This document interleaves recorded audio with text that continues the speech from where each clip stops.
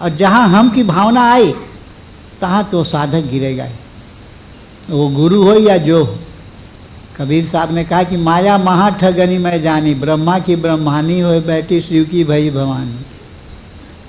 तो सबके साथ माया घूम रही है, किसको कैसे पकड़ ले। हमारे यहाँ की साधना अध्यात्म की साधना है। अध्यात्म की साधना में बाहर का कुछ दिखावा नहीं है, केवल प्रभु की याद में, गुरु की याद में बैठ जाना है। एक भाई इस बार हमसे कह रहे थे कि बहुत अच्छा प्रवचन हुआ भंडारे में। क्या हुआ भाई? तो प्रवचन में ये कहा गया कि तुम लोग को कुछ नहीं करना है, तो ना तुम लोग कुछ कर सकते हो। 15 मिनट के लिए गुरु के सामने बैठ जाओ सुबह और शाम, बस, और तुम्हारा कुछ काम नहीं है। हमने कहा कि ये तो बहुत अच्छी बात है, आप जाके 15 मिनट बैठ जाइए और घर की बात सोचते रहिए कि हाँ आप सुबह में उठ के गए, वो जाके ध्यान में बैठिए, अपना स्नान करके सोचते रहिए। अच्छा उठ के जाएंगे तो अभी क्या करेंगे, अभी तो जूता में पॉलिश करना बाकी है, ऑफिस जाना है तो जूता में पॉलिश करेंगे। अच्छा अभी खाना खाना है, खाना खाना तो ट्रेन नहीं छूट जाए, लोकल पकड़ के जाना है। यही सोचते सोचते 15 मिनट बिता दीजिए, हो गया गुरु का ध्यान। और फिर शाम को आइए तो कहीं कि आज ऑफिस में ये हुआ था, वो हुआ था, ऐसा हुआ था, सोच के 15 मिनट बिता दीजिए, हो गया गुरु का ध्यान। ये गुमराह करने की बात है, या हमारे समझ में गलत आई होगी बात। कुछ नहीं करने का मतलब है कि आप अपना विचार कुछ मत लाइए, अपने विचार को शून्य कर दीजिए। तो इतना सस्ता चीज नहीं है अध्यात्म विद्या जितना कि लोग प्रचार कर रहे हैं। नहीं तो भगवान गीता में क्यों कहते कि अध्यात्म विद्या विद्यानां, सब विद्याओं से कठिन विद्या अध्यात्म विद्या है, और मैं अध्यात्म विद्या में हूँ। और अध्यात्म विद्या का अर्थ है कि संसार का कोई चीज़ से उसको मतलब नहीं है, उसका खेल केवल अपने विचारों से होता है, और उस विचार को याद में बदल करके प्रभु की याद में बजा करके बैठा जाए। और फिर प्रभु की याद कैसे की जाए? प्रभु का तो कोई स्वरूप है नहीं, इसी वजह से गुरु का रूप दिया गया। गुरु में और परमात्मा में क्या अंतर है? कई एक बार हम इस पर कह भी चुके हैं कि परमात्मा एक, मान लीजिए कि सूरज का प्रकाश है।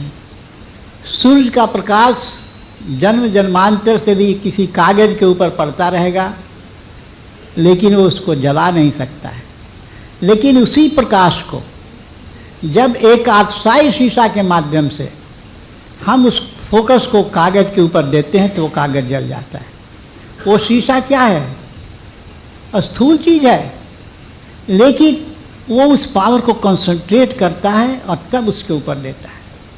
तो गुरु भी स्थूल रूप में है, गुरु को हम देखते हैं, बात करते हैं, उसी गुरु में बस सत्य का, चूंकि वो सतगुरु का, हम जितना भी बात आपको बता रहे हैं सतगुरु के विषय में कह रहे हैं। तो सतगुरु में क्या शक्ति होती है कि वो ईश्वर के गुण को अपने में संचित करके फोकस देता है, उसका फोकस पड़ता है अपने सत्संगी भाइयों के ऊपर। ये सत्संग भंडारा और कुछ नहीं है, उसी गुरु महाराज के फोकस में बैठना है, और तभी हमारे मल और आवरण जल सकते हैं। नहीं तो जीवन भर परमात्मा का ध्यान करते रहिए, करते ही रह जाइएगा, लेकिन मल और आवरण खत्म नहीं होगा। मल और आवरण खत्म करने के लिए आपको प्रयास करना है, कोशिश करनी है। निज कृपा, निज कृपा मतलब क्या? अपना प्रयत्न करना, तब गुरु कृपा।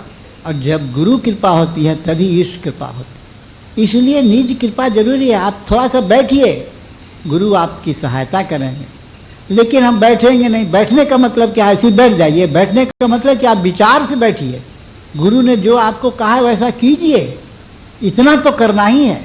उनकी आज्ञा को मानिए। कहा गया है कि ध्यान मूलम गुरु मूर्ति, ध्यान के मूल में, जड़ में, स्टार्ट में गुरु है। पूजा मूलम गुरु पदम, पूजा करना है तो गुरु के पद का। गुरु का पद का मतलब नहीं कि उनका पैर पर प्रणाम कीजिए।